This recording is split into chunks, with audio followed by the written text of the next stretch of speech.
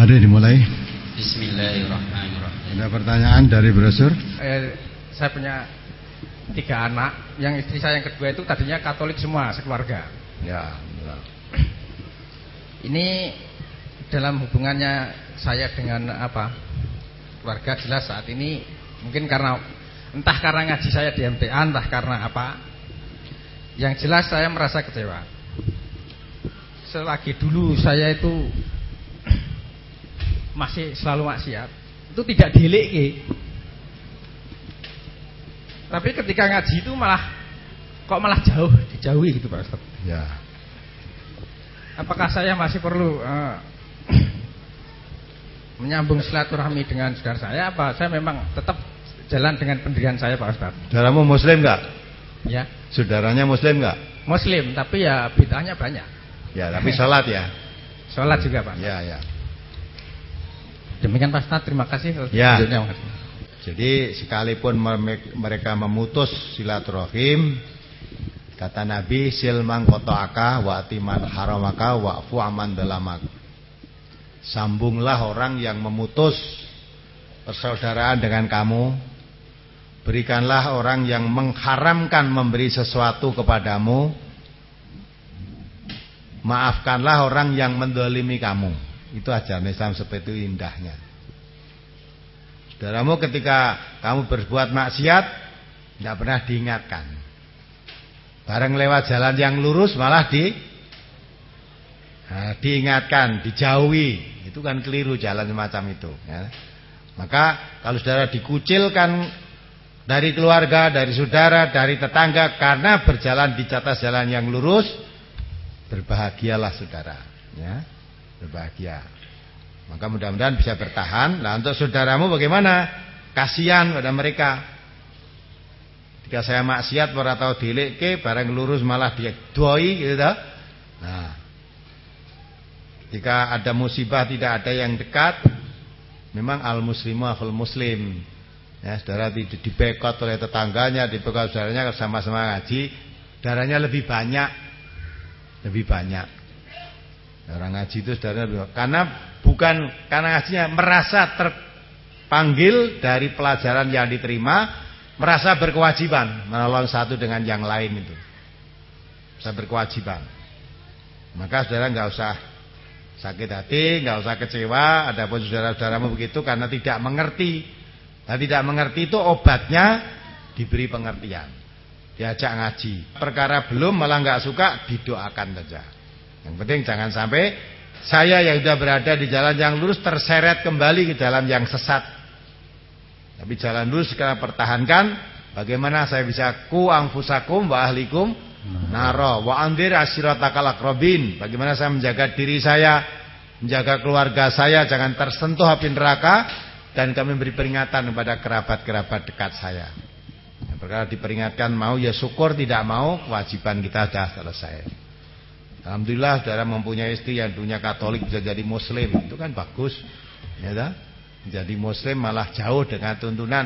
Dulunya Katolik atau Kristen atau bukan orang Islam, setelah jadi Islam mau ngaji dengan Islam, dia akan mengerti tentang Islam. Walaupun dulu mengaku Islam tapi nggak pernah ngerti tentang Islam, nanti akan rasanya jauh dengan Islam. Maka kalau ada orang menjalankan Islam dengan betul, malah dia mencebirkan bibirnya atau rasa tidak suka, karena dianggapnya Islam kok seperti itu. Nah, kudunya seperti saya, padahal kamu lakukan itu bukan cara Islam. Nah, itulah. Maka mudah-mudahan Allah memberi kekuatan iman. Tetap saudara tadi tetap sambung aja. Perkara dia tidak mau menjenguk kalau saudara ada musibah kemarin, besok kalau kebetulan ya mudah-mudahan tidak ya. Andai kata dia kesulitan dan musibah, kamu jangan balas. Ini saya ya nilai aku, saya ya rane kok kowe genti. Jangan datangi dia. Kalau dia tidak menegur kamu, kamu menegur dia. Dia memutus kamu, kamu menyambung dia. Ini dalam rangka melaksanakan perintah Nabi tadi. Sil mengqata'aka, sambung orang yang memutus kamu. Ya, itu ya. Kalau saudara memberikan sesuatu kepada orang, ya, orang yang memang baik dengan kamu, karena kamu diberi sesuatu terus diberi genti. Ya, kamu nanti dapat kesulitan ditolong, terus dia kesulitan kamu tolong genti, itu bukan menyambung. Jadi namanya menyambung silaturahim, orang yang dulunya memutus kamu sambung, nah itu memutus. Nah wis hubungan baik kan namanya tidak nyambung, nyat wis ape hubungane. Dari brosur Pak. Ya. Apa lagi? Dari brosur ini. Ya, dari mana ini? Saya dari Semarang, Pak Ustaz. Dari Semarang ya. Ya. Assalamualaikum warahmatullahi wabarakatuh. Assalamualaikum warahmatullahi wabarakatuh. Mari. Saya mustamik di Semarang Barat. Sudah beberapa kali datang pengajian. Oh ya. Datang minggu pagi ini berapa kali? 2 kali, kemudian saat peresmian saya juga datang, dan sebelumnya saya juga ketemu Ustadz di rumah Sukoharjo, Pak. Oh ya, di mana?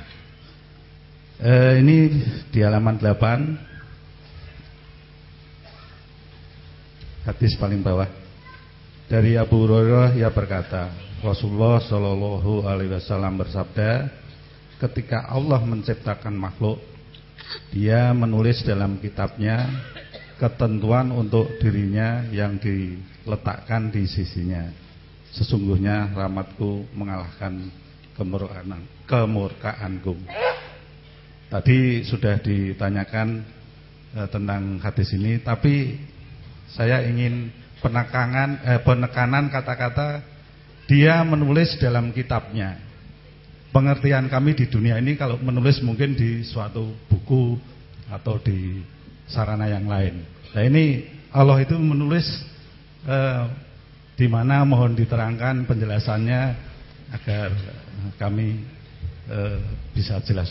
Demikian, wassalamualaikum warahmatullahi wabarakatuh. Waalaikumsalam warahmatullahi wabarakatuh. Tadi saya jelaskan ya, semua ketentuan-ketentuan Allah itu sudah ditulis di kitab Allah, ya, yang biasa disebut apa? Di Lauhil Mahfuz, gitu. Jadi kitab Allah, kitab besar Allah, jadi rahasia itu kita yakini gitu saja.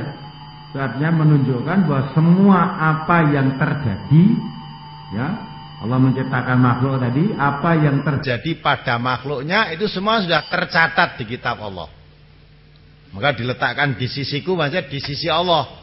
Jadi kalau ibaratnya suatu program itu program yang akan terjadi pada makhluk semua sejak Allah menciptakan, itu semua sudah ada di sana, sudah tertulis. Maka semua yang terjadi kapan, bagaimana, itu semua sudah ada di catatan Allah, sudah ada. Itu maksudnya. Jadi biasa ditulis kitab Allah itu artinya di Lauhil Mahfuz, gitu ya. Ya, mana aku dipukul besi, sing dipukul genti lah, bapak kono ya nesu genti.